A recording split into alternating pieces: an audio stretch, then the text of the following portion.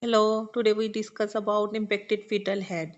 Impacted fetal head at cesarean birth is one of the most dangerous and underestimated obstetrical emergency. Today we break down the 2025 scientific impact paper and what every obstetrician must know. Impacted fetal head can therefore desirable as a cesarean birth where obstetrician is unable to deliver the fetal head with their usual delivering hand, and additional maneuvers and tocolysis are required to disimpact and deliver the head. The incidence is 1.5% of all cesarean birth. Impacted fetal head is a more heterogeneous condition and it is more likely to be encountered in cases of prolonged labor and augmentation with oxytocin and associated factors of obstructed labor such as caput molding or low or deeply engaged head. So this chart is from the scientific impact paper about impacted fetal head, and there we have technique for the prevention and management of impacted fetal head at time of cesarean birth. So what are the techniques for the prevention, that is before starting cesarean birth, which include the manual vaginal disimpaction means vaginal push method, and that involves introducing hand into the vagina to move the fetal head up into the abdomen prior the making uterine incision to reduce the likelihood of impacted fetal head. The second method is that of the fetal pillow method, which involves using an inflatable device in the vagina to move the fetal head up into the abdomen prior to making uterine incision to reduce likelihood of impacted fetal head.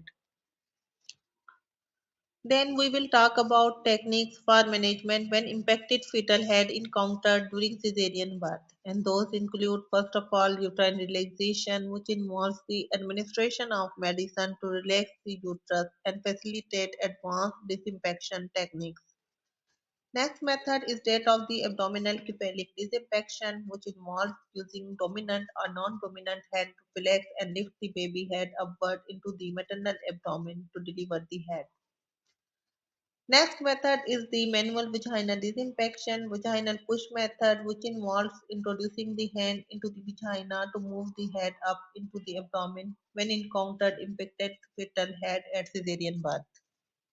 Next, reverse breech extraction. Hand is introduced in the upper aspect of the uterus. Baby feet grasped and baby is delivered feet first. Once baby shoulders are delivered, head is lifted out of the pelvis.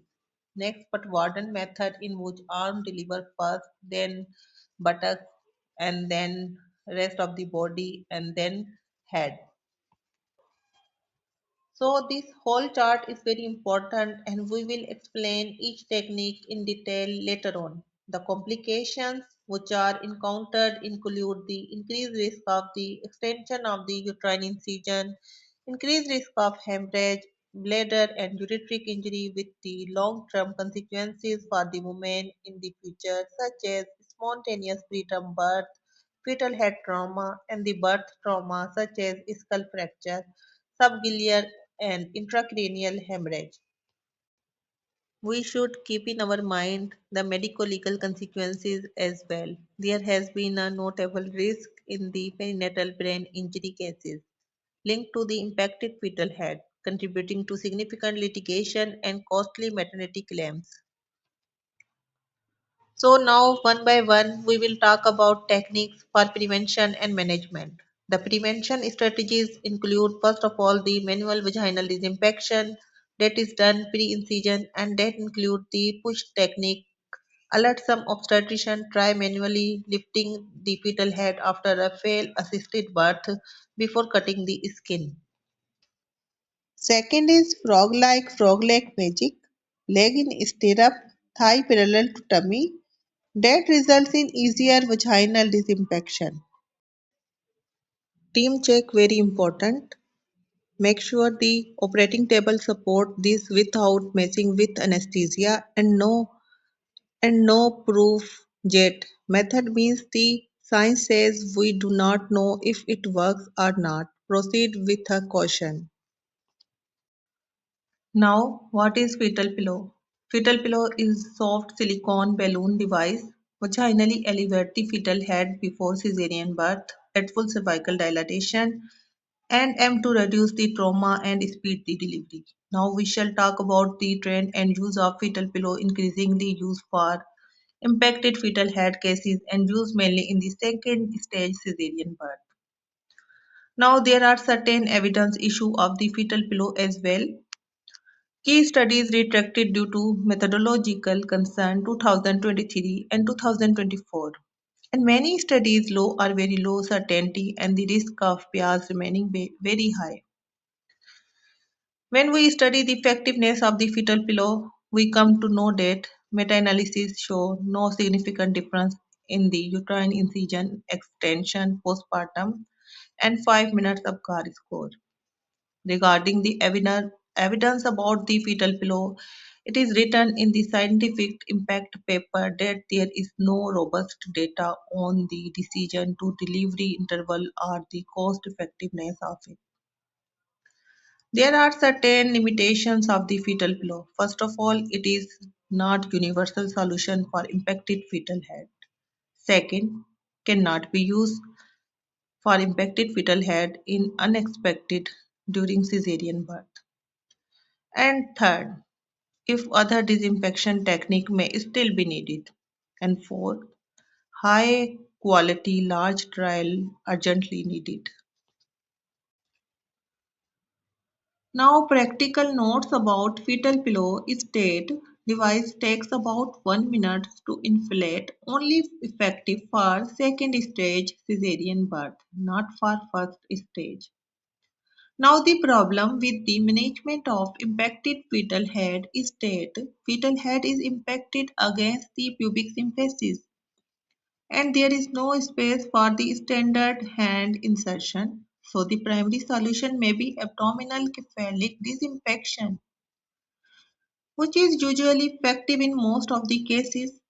Now the alternative strategies if standard maneuvers fail, which include tocolysis to relax the uterus. Second, the vaginal disimpaction, reverse breech extraction, Patwardhan method, and novel devices which are under investigation. Now, vaginal disimpaction or push-up method involve an assistant inserting the hand vaginally to gently push the impacted fetal head towards the abdomen out of the pelvis. Now, the reverse breech extraction technique involves delivery of the fetus by grasping the feet and pushing down through the uterine incision and converting the delivery to breech extraction. Now, regarding the management of impacted fetal head, we would like to say that there is evidence gap and low consensus on the safest or the most effective technique is there. Practical considerations are very important to know. Multiple technique needed in sequence and clinical context is crucial. Now there are certain systemic issues, lack of standardized care pathway and limited multi-professional training. Certain risks are associated with abdominal cephalic disimpaction, which may include skull fracture or secondly the technique for hand insertion and head flexion are poorly described. Now the expert obstetrician regarding the abdominal cephalic disimpaction identified best practice common mistakes and training gaps. Now, this abdominal cephalic disimpaction should be done by using a safe hand insertion technique. Introduce hand anterolaterally to get beneath the fetal head and keep the wrist arm straight in the midline to avoid uterine angle pressure and transverse diameter of the maternal pelvis is usually wider than the anteroposterior diameter. We need to know these things now. Flexion is key. The flexed head has got the smallest anteroposterior diameter and that is easy to elevate. Now the control elevation is very important. Keep arm straight in the midline and parallel to maternal body. Adjust the table high or use steps for better positioning and face the woman hand that is dominant hand or feet with a non-dominant hand and use the whole hand to maintain flexion during elevation. Uterine relaxation is important.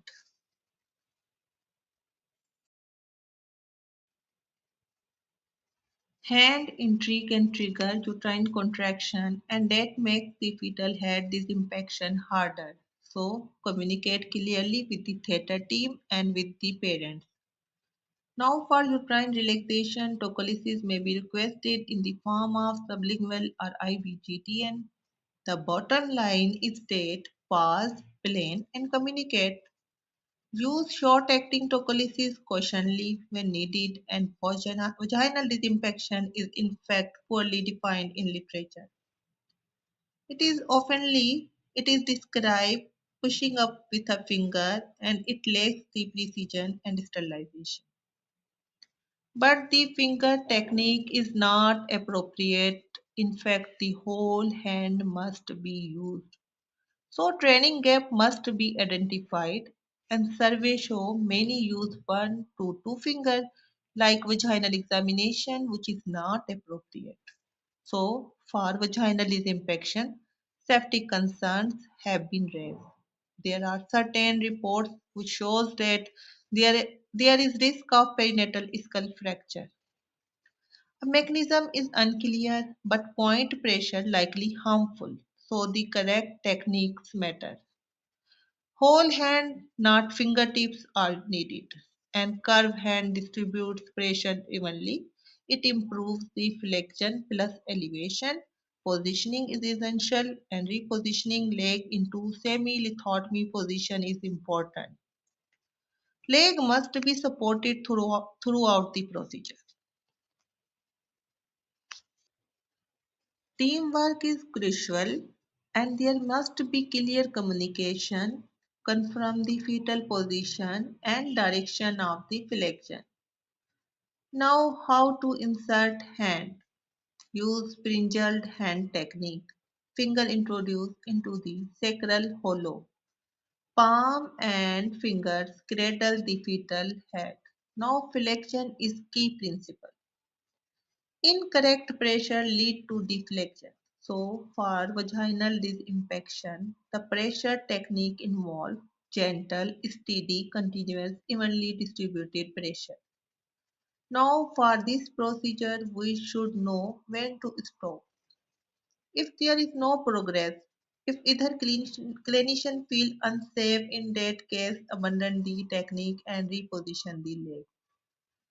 So that bottom line is that vaginal disimpaction is a skilled procedure, not just pushing up. Proper training and whole hand technique, flexion, positioning, and communication are essential for safety. Now, reverse breech extraction is widely used internationally in the low resources setting, but there are limited training and confidence regarding this procedure. There are certain safety concerns raised. Possible risk of the limb fracture are there with this technique. So experience matter. Risk may be reduced with a skilled trained operators and the training is very essential in such case. Next is Patwardhan method, Patwardhan maneuvers, which is modification of the reverse breech extraction, in which arm delivered first, not the legs, and high skill requirement is there. It needed specialist training and repeated practice. Now, when it is useful when occipit anterior, fetal position. The feet are difficult to access and it is not a beginner technique. High level of training is required for this procedure. So, Patwardhan method involves first of all delivery of the both arm first through the uterine incision. Then is the grip technique in which operator hook finger through the both axilla, then control traction plus fundal pressure. Assistant applied fundal pressure and flex fetal abdomen, deliver the breech. And next is the delivery of the head after breech delivery, head gently left out. Similar to reverse breech extraction. So there are certain safety principles regarding this technique. First, Skillful handling is essential. The bottom line is that Patwardhan maneuver is highly specialized pull technique valuable in selected cases but only safe trained experienced hand. Now, extension of the uterine incision is done when the access is limited and there are risks of unintentional uterine extension during the reverse breech extraction or Patwardhan maneuvers. So the incision option to improve access include inverted T-shape or the J-shape incision. Now before extending the incision, ensure clear operative view. Protect the fetus with the non-dominant hand and hand placed between the uterus and the baby. Now how to extend safety. Make a vertical upward incision extending into the upper uterine segment. Now it's very important that we should be aware of the bundle ring that may be encountered in obstructed labor and that represents the constriction between upper and lower uterine segment. An incision may need to be extended through the ring. Now the bottom line is that when access is inadequate, planned uterine extension with a T or J-shaped incision is required that improve the safety, control and it protect the fetus and proceed deliberately. Now here we have the comparison of the technique for management. Evidence from the systemic review that is a key message and different studies were done. 17 studies comparing the vaginal push-up, reverse breech extraction and Patwardhan method. 2,328 participants were there, 9 randomized controlled trial and 8 non-randomized controlled trial. The major definition issue were there. There was no internationally agreed definition of the impacted fetal head and some relevant studies could not be included. The vaginal push-up versus reverse breech extraction. When comparison was done, the vaginal push-up was associated with poor maternal outcome, including the increased maternal operative blood loss, increased length of operating time, risk of postpartum hemorrhage. Now, vaginal push-up versus Patwardhan maneuver. Initial analysis suggests that vaginal push-up was associated with a higher risk compared with the Patwardhan maneuvers. There was increased risk of uterine incision extension, increased risk of urinary tract injury, increased risk of postpartum hemorrhage compared with the Patwardhan method. Initial analysis also suggests that vaginal push-up or reverse breech extraction may increase the risk of incision extension on the lower segment, postpartum hemorrhage, maternal blood transfusion, and length of operative time. So there are higher risk of complication with vaginal push-up method. Now there are certain novel devices under investigations which include the Teddy Man tube, C-snorkel devices and fetal head elevating devices. Now here we have the Teddy Man tube which is a single-use hollow silicone tube and that is inserted vaginally but the clinical significance of the extra elevation is unclear and there are limited data in the real world about this tube use. Sea snorkel is disposable tube with ventilation port intended to release the vacuum between the fetal head and the vaginal wall. Next come the fetal head elevators, which are specifically designed to obstetric spoon, which look like similar to single blade of obstetric forces and that have been described to deliver impacted fetal head. There are certain non-recommended techniques as well, but no proven best technique is there for management of impacted fetal head at Caesarean birth. Non-technical skills are also used in certain cases. Anticipation and preparation is very important. Ensure senior neurologist presence to assess the neurological birth injury. Communication and team working is very important. Reassure through clear, calm, ongoing communications. Documentation is very important. Better documentation lead to safer case and stronger learning culture. Training. Simulation training improve knowledge, skill and confidence of maternity team. Now opinion is very important to know. Develop and implement a standardized multi-professional training program. Training should be evidence-based and consistent across the maternity units. Now this is the whole algorithm for impacted fetal head cesarean birth. It starts from anticipation and preparation and diagnosis of the impacted fetal head. Declare the emergency, call for help, pause, consider tocolysis, abdominal cephalic disimpaction, consider changing hand, inform the consultant obstetrician. Thank you for exploring the scientific impact paper on impacted fetal head with me. For more evidence based on obstetric content, subscribe Simple Gynae.